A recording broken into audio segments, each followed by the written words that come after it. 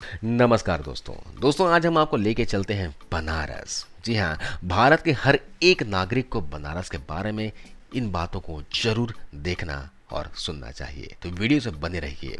दोस्तों, जिसके नाम में ही रस है वो शहर है बनारस।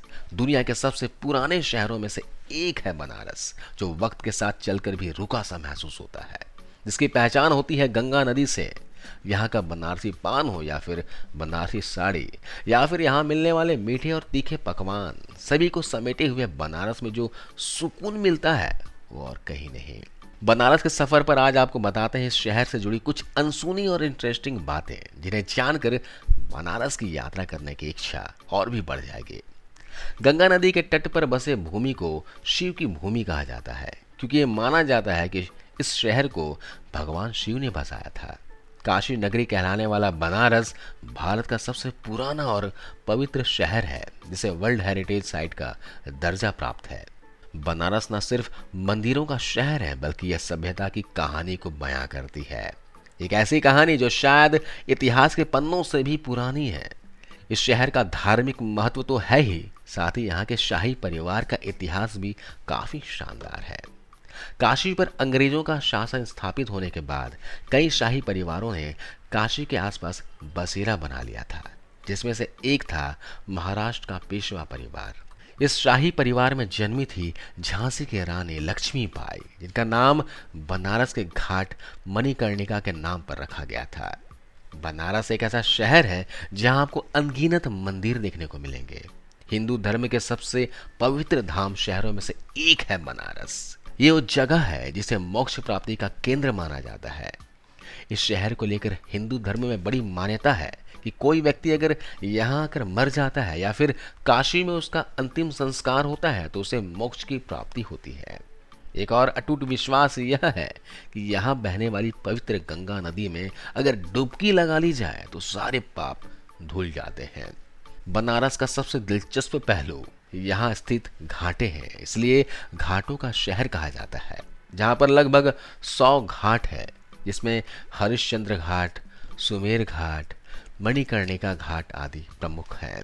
बनारस की सुबह अलौकिक है, क्योंकि इस समय सूर्य की रोशनी गंगा और घाटों को गजब के सौंदर्य से भर देती है। सुबह सुबह घाटों पर नाव की सवारी पर्यटकों के लिए बहुत बड़ा आकर्षण है। सुबह जितनी खूबसूरत होती है, उससे कहीं ज्यादा रंगीन होती है शाम, जब गंगा किनारे हरी पीली रोशनी में नहाए घाटों को देखने का मौका मिले और गंगा के बहने वाले पानी को देखकर सुकून मिले, तो ऐसी शाम कौन नहीं देखना चाहेगा। इस शहर के करिश्मे से आपको पक्का प्यार हो जाएगा और वहां एक बार जाने से आपको वहां से आने का मन नहीं करेगा। बनारस को गलियों का शहर भी कहते हैं, जहाँ की हर गली अपने आप में खास है। अगर आप बनारस जाएं तो आपको यहाँ पुराने घर और हर 4 कदम पर एक छोटा सा मंदिर दिख जाएगा। इस शहर की गलियों में भटकते हुए आपको ऐसा लगेगा कि आप जहाँ से चले थे फिर वहीं आ गए, क्योंकि घर भी एक जैसे होते हैं और मंदिर में रहने वाले हनुमान जी और भोलेनाथ भी। फिर भी इस शहर की हर एक बात निराली है। वैसे तो बनारस अपने घाटों, गंगा आरती और मंदिरों के लिए मशहूर है, लेकिन बनारसी खाने का भी कोई जवाब नहीं है। यहाँ भारत के लगभग हर राज्य का पारंपरिक भोजन मिल जाता है। केवल भारत ही नहीं, पूरी दुनिया में मशहूर है इस शहर का खान पान। जी हाँ, कोई गली जलेबी कचौरी के लिए प्रसिद्ध है तो कोई मलाइयों के लिए, कहीं रसमलाई है तो कहीं चटपटी चाट। बनारस के बारे में बताते हुए अगर यहाँ की गंगा आरती की चर्चा ना की जाए तो यहाँ की शाम अधूरी बन जाएगी। इसे देखने के लिए दुनिया भर से लोग काशी आते हैं, वो है गंगा आरती। काशी के दशाश्वमेध घाट पर होने वाली इस आरती का सौंदर्य देखते ही बनता है। आरती के शुरू होते ही यहाँ का माहौल बदलने लगता है। हवा में अलग से खुशबू फैलने लगती है और आरती के दीपक रोशनी बिखेरने लगते हैं। आरती चाहे तो घाट पर बैठकर देखी जा सकती है या फिर नाव में बैठकर। वाराणसी सिर्फ हिंदुओं के लिए ही नहीं, सभी धर्मों के लोगों के लिए महत्वपूर्ण शहर है। इसलिए देश विदेश के पर्यटक यहाँ खींचे चले आते हैं। प्रतिवर्ष 10 लाख से भी ज्यादा तीर्थयात्री यहाँ आते हैं। एक महत्वपूर्ण शहर होने के साथ साथ बनारस शिक्षा का भी मुख्य केंद्र है। यहाँ 4 बड़े विश्वविद्यालय भी हैं, जिनमें से काफी फेमस है बनारस हिंदू विश्वविद्यालय। बता दें कि यह एशिया का सबसे बड़ा विश्वविद्यालय है।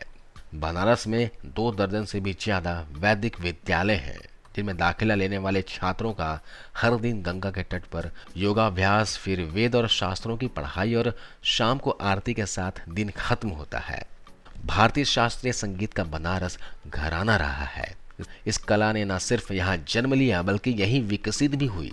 इस शहर ने भारत और विश्व को कई विभूतियां दी हैं, जिनमें कबीर, रविदास, स्वामी रामानंद, मुंशी प्रेमचंद्र आदि शामिल हैं।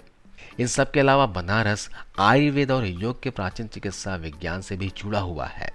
और एक बात जो बनारस को बहुत खास बनाती है वह है यहाँ का पान।